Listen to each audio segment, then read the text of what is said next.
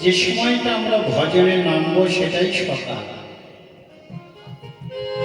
যেদিন আপনি গুরুচরণ আশ্রয় করে ভজন শুরু করলেন সেটাই সকাল। কেউ 5 বছর বয়সে ভগবানকে লাভ করেন, কেউ বা অনেক বয়সে ভগবানকে লাভ করেন। যে সময়টা ভজন শুরু হচ্ছে সেটাই আপনার কাছে সকাল। সকাল করিয়া পথটি ধরিয়া যে জন্য চলে দ্রুতগতি, সকাল করে যেতে হবে। ধরেন যদি আমরা এখান থেকে নবদ্বীপে যাব ঠাকুর দর্শন করব, এবার যদি আপনি মনে করেন যে ঠাকুর দর্শন করব, ঠিক আছে, বাড়ির কিছু কাজকর্ম গুছিয়ে নিই, তারপরে চলে যাব গিয়ে ঠাকুর দর্শন করব, হবে না বাবা। কারণ 12টায় 1টার পরে, 12টা থেকে 1টার পরে মন্দির বন্ধ হয়ে যায়। আপনি ঠাকুর দর্শন করবেন কখন? যদি এদিকে বেলা হয়ে যায় যেতে যেতে। তাই বলেন সকাল করে আপনি যেখানে যাওয়ার মনস্থির করেছেন সেখানে সকাল করে আপনাকে যেতে হবে, তাহলে আপনি পথের সন্ধান পাবেন। তবেই আপনি রাধা গোবিন্দের চরণ তাৎপর্য দর্শন করতে পারবেন, তাছাড়া হবে না।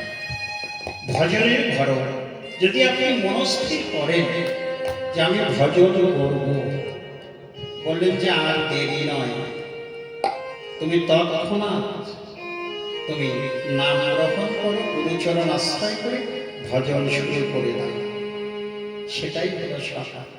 তাই সকালে সকালে যেজন পথের সন্ধানে বের হয়, বললেন তার হয় সুখের সতী।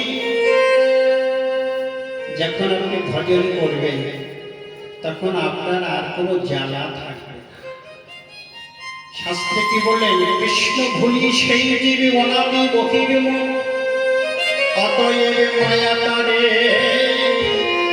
দেন সংসার দেন সংসার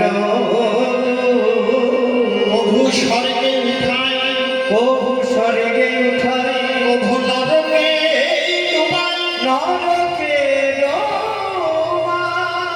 দণ্ডজনে রাজা যেন নদীতে চুবায়, নদীতে চুবায়। কৃষ্ণ ভুলি সেই অনাদি বহির্মুখ। বাবা ভালো করে জানলেন আমাদের এই যে সংসারে এত কষ্ট এত দুঃখ কেন হয়, কি কারণে হয়? বলেন আমরা গোবিন্দকে ভুলে যাই, যে কারণে আমাদের এত দুঃখ এত কষ্ট এত যন্ত্রণা হয়।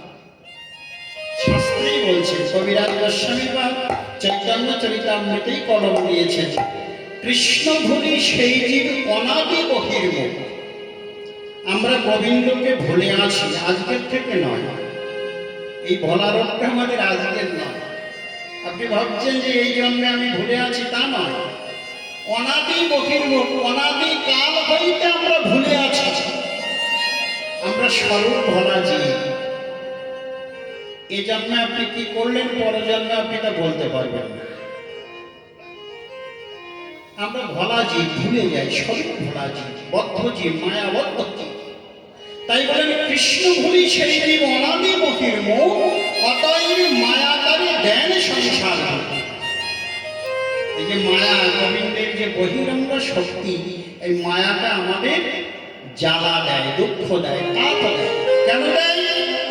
বলেন হে জীব, এই সংসারের লাঠিগুলো খেতে খেতে তুমি বুঝবে, আমার স্বরূপ জানবে।